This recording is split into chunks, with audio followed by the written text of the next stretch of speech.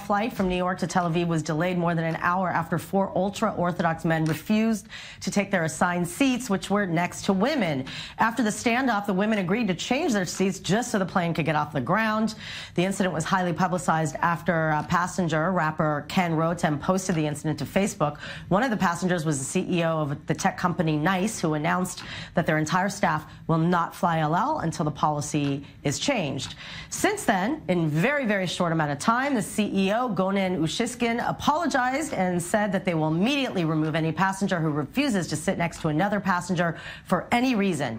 In a statement, Ushishkin said the El Al personnel handled this incident with appropriate sensitivity. Anyone who flies Israel's national airline feels the values on which we built our company, egalitarian, regardless of race, religion, or gender. And here with more to talk about this and the implications and this ongoing issue that lands several flights in hot water, leaving passengers really upset. So please welcome Oren Tubiana, a former flight attendant for a major European airline, and Shelley Varod with a related topic. Hello, both of you. Hi. And thanks for joining us. I know you're a 22-year seasoned veteran. Right. How have you seen, just in general, things change in all of the years? Because, I mean, 20 years ago, things were very different. You didn't have to buy food, for starters. But, is this an experience that you yourself have gone through? Yes, I had this experience many times on board, but of course not that many times like El Al has, because this is a major European airline. And most of the Orthodox community will only fly El Al. Exactly. But we had this, and I have to say, whenever I had this situation, I could manage it somehow. But I had passengers that would not want to talk to the female flight attendant, so I would handle it. And my luck is that I also speak Hebrew, so it was okay. Right. But I see that problem, and I have really big respect for the crews. And how they deal with it. I mean, listen, there's a lot of stress right now. There's so many flights. Flight attendants have been traveling a long time. You can only, you see it on their face when you've been doing this a long time. There's always drama. Yes. How is it possible to kind of keep your composure when people are just being unnecessarily difficult?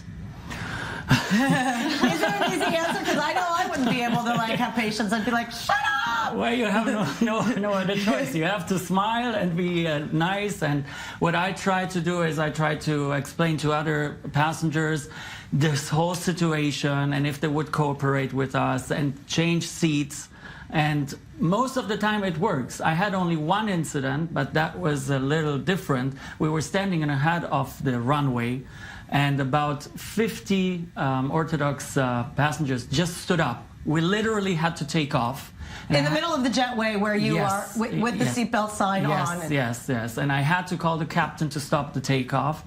And the only thing that I could do is, by passenger address, I addressed everyone. I said, you have to sit down right away. According to halacha, you have rules that show you or tell you how to behave while traveling. And I had to say it, unfortunately, we will go back to the terminal. That is really dangerous. Shelley, have you yourself, I mean, you spend a lot of time, going to the States and back. Have you ever had this experience of someone refusing to sit next to you? No, and God, because I would be very upset.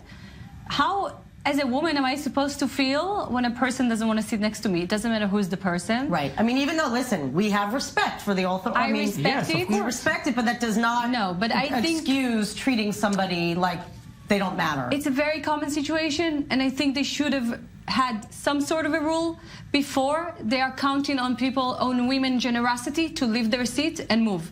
And this is where I get very annoyed. Why are you counting on our generosity? You know you can't sit next to a woman. Say it ahead of time. Tell them make your seats with other people that you know. Thank you. Or is it possible to tell the booking agent at El Al, make sure to seat me with other people that are, I mean, I guess you don't know. It's easier today. You can do it online. You can book your seat. You need just a programmer to do it. But, it's also a big cost to do it. Yeah. But it is possible, of course. I see. It's really, listen, we're seeing so many, I mean, people are frustrated when they fly and when they travel, and it's, only made worse you know, in certain situations like this. But I think occur. it's not excusable that 1.5 hours delay, that's not possible. You can't do that. Got it. People don't know how much costs also, Right, and delays, and people that miss their connecting flights. Right, right. That's not acceptable. So Shelley, let's switch gears because we have a sex study. Yes. You know, ultra-Orthodox teenage boys. Yes, it was Not actually... being allowed to think about sex, but that, of course, makes you think about it more. I like how you put it so simple, and it's true. Most religion do not want us to think about sex. Most religion would say it's sinful and it's something dirty and it's not good. It's not the sex that that they're afraid of. It's specifically the thoughts.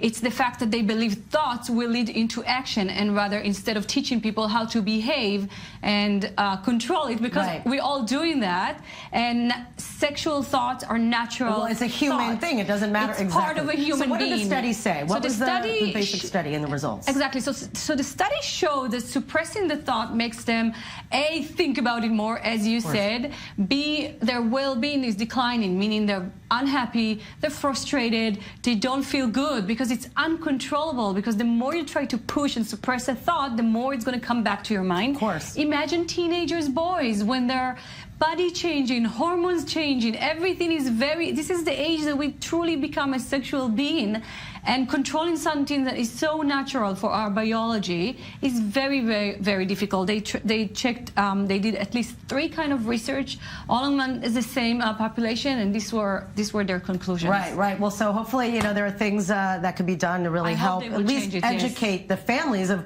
talking about it. Yes. You know, I think that's part of it, is not being able to even talk about it with your own parents. So thank you very much, and thank you for coming on. Pleasure. We'll be right back after the break with Mohammed Al-Qasim, who is alive with a wrap-up of Prince William's trip to the West Bank and Ramallah.